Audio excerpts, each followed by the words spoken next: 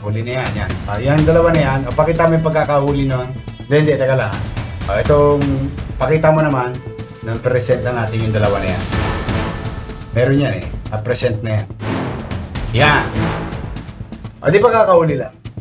Meron naman bagong gusto sumikat. Ito, pakita mo naman. Itong bago naman ngayon. Ito banda, yung nasunog nandito grabe. Ito kaya pumasok dyan.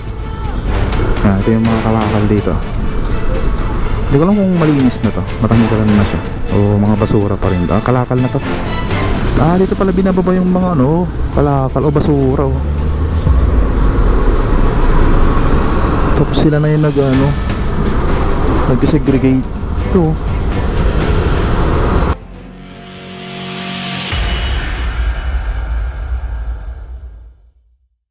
Good morning guys, nandito tayo ngayon sa may R10 o Regal Road 10 dito sa may Tondo, Manila. Kasi napanood ko online kay Mayor Isko Moreno, meron na naman silang nahuli dito. So balikan natin, tingnan natin dito. Check din natin dito yung yung nasunog na area. Ito yung parte ng gilid ng R10. Traffic na dito mga kaibigan. Diyan lang yun sa may overpass na yan Diyan banda yung nasunog. Malaki-laki din yan, malawak din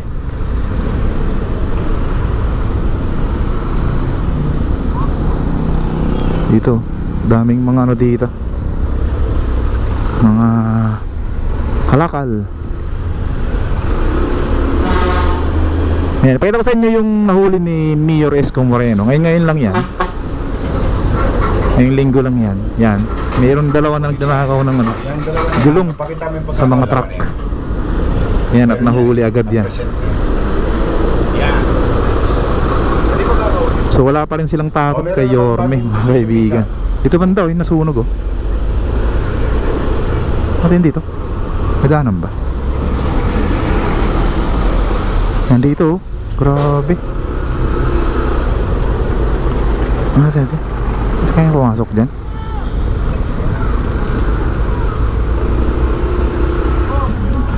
Pwede yata. Dito banda nasunog.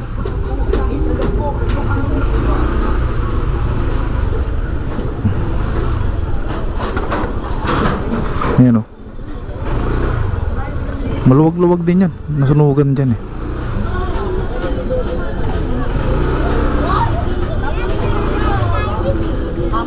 Grabe yung mga dito. Ayan daming mga kalakal dito Yung sa kabila puntahan din natin.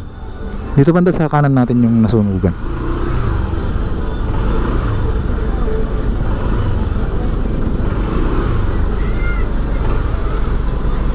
Ayan dito banda. Siguro mga din yan, mga 1,000 square meter, marang gano'n, o 2,000. Maluwak Doon tayo sa kabila. Ikot tayo doon.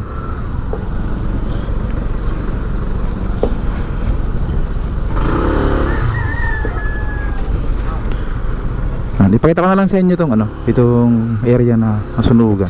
Yan. Yan siya. Yan. Ipakita ko sa drone.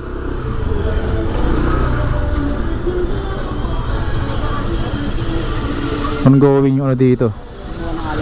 Paglalagay din nila ng mga siguro yung iba dyan binabakuran na yung mga parte nila. Pero dapat makialam din dito si Yorme, yung pamahalaan ng Maynila o LGU.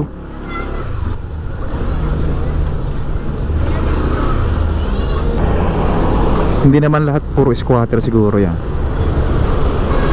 Meron kasi may mga dyan parang mga bodega malalaki.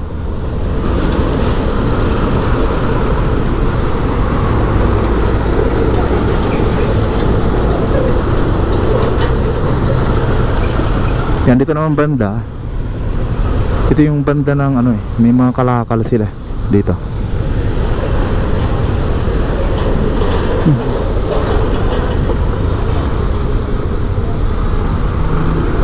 Ikot tayo na. Ito, ang dami dito.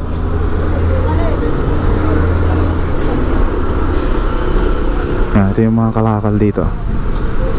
Hindi ko alam kung malinis na to, matanggalan na siya o mga basura pa rin. Kalakal na to, kumbaga na segregate na, diba? Dami dito mga kaibigan. Yan. Ito kasi yung primary source of income nila dito. Hindi tayo makadaan doon, ikot na naman tayo.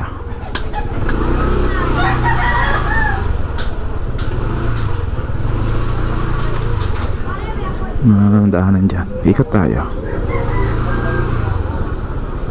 Ganito yung buhay dito mga kaibigan sa Tondo, malapit sa Arten. Dito yung tinatawag nilang Happy Land eh. May mga nag-event rin dito ng mga galing sa fast food na Jollibee. Yan, yung pagpag, yan sinasabi nilang pagpag.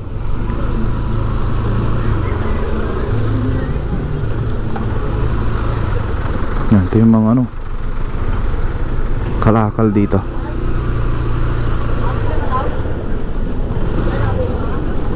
Tayo sa kabila.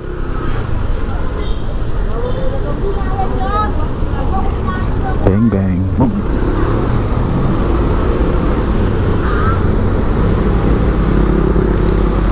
Siguro naman matakot na yung mga ano dito, yung mga nagnanakaw ng mga gulong, baterya ng mga truck.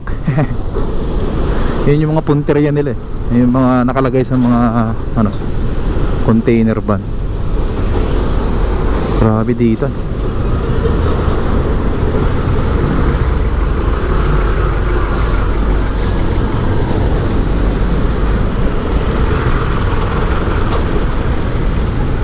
Dito natin dito. Mukhang wala dito. Ito yung parang pinakaano nila, main road dito. Yan. Pero may nag-ayos dun ng kuryente.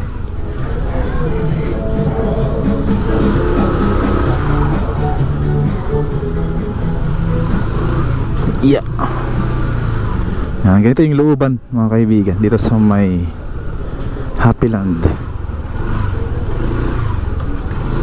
May court din dyan. May naayos yung kuryente. Ito, fried chicken.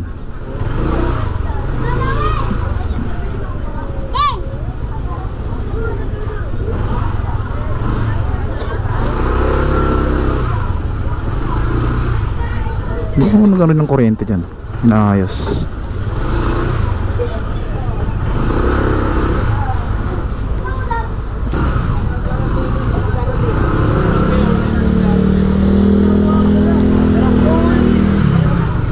Yan, balik tayo mga kaibigan. Medyo barado yung mga kalsada dito. Ito, fried chicken. Grabe yung sunog dito nung nakaraan, dun sa kabila. Talagang inaagaw yung ano eh, yung host ng ano, bumbero. Grabe yung mga tao dito. Pag pumalag ka, yari ka.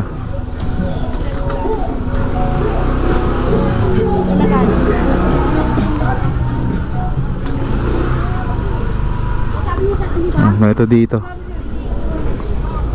sa may Tondo. Yung mga ano dito unti-unti nang nauubos eh, yung mga nagnanakaw, yung mga loko-loko. Kasi sa pag-ubo ni Yorme ng ilang buwan na, magko 2 months na eh. Magko 2 months sa 30. Dami nang nahuli. Ito yung ilalim oh. Ito yung tulay naman na ano, o overpass na hindi nagamit kasi pangit yung design. Ayan o. Oops. Ito. Dito pala binababa yung mga ano, kalakal o basura o. Tapos sila na yung nag-segregate. Ito. Kumbaga binibigyan sila ng kabuhayan dito, pero dapat hindi ganyan, dapat organize.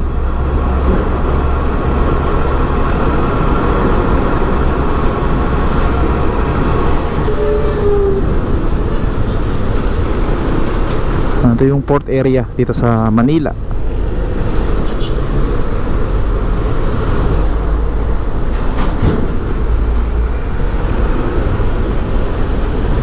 Nakakatakot dito. Mali yata na pasukan ko ah.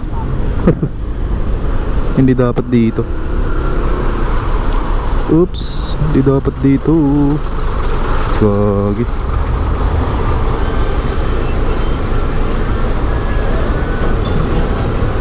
Tama ba to? Pasukan ko. Wala na yung motor ko, bagong washing. Aray ko. Dito muna tayo. Ikot lang tayo dito.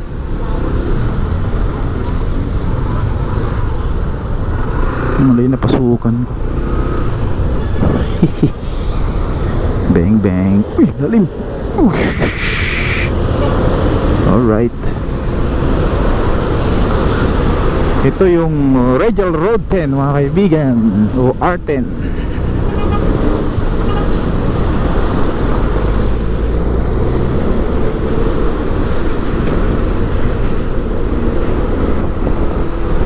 Ito yun naman yung isang ano dito, isang overpass na walang pakinabang. Sino ba nagpatayo nito?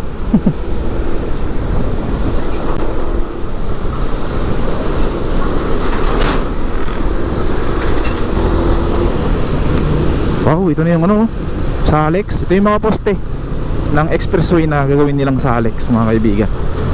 So Southern Access Link Expressway, gumagalaw na. Ayan o. Doon sa likod natin wala pa doon, walang galaw doon mga kaibigan. So sa mga subscribers natin na nagtatanong, walang galaw sa likod natin, dito lang. Ayan o, formal na tong mga to. Bago na ulit yung bakal sa taas. Wow, marami-rami na to ah. Oh, ay natapos nila dito sa may malapit sa Moriones. Oh, marang anim na yung okay dito.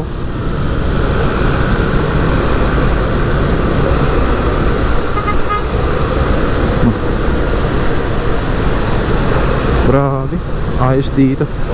Moriones saka Saragosa. Saragosa na dyan sa unahan eh.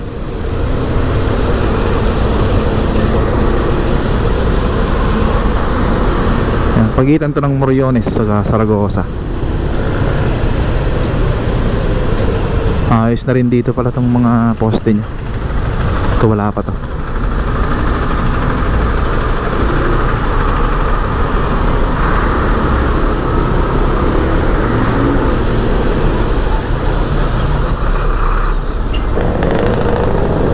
Wala, yung palang yung ano, yung palang yung mayroong ano dun, mayroong poste na nabuhusan.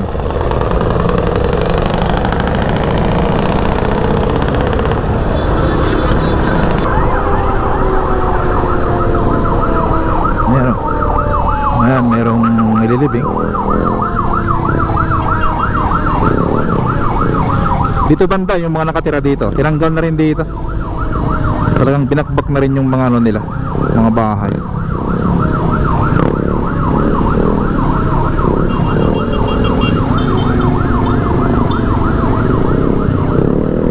Nandito.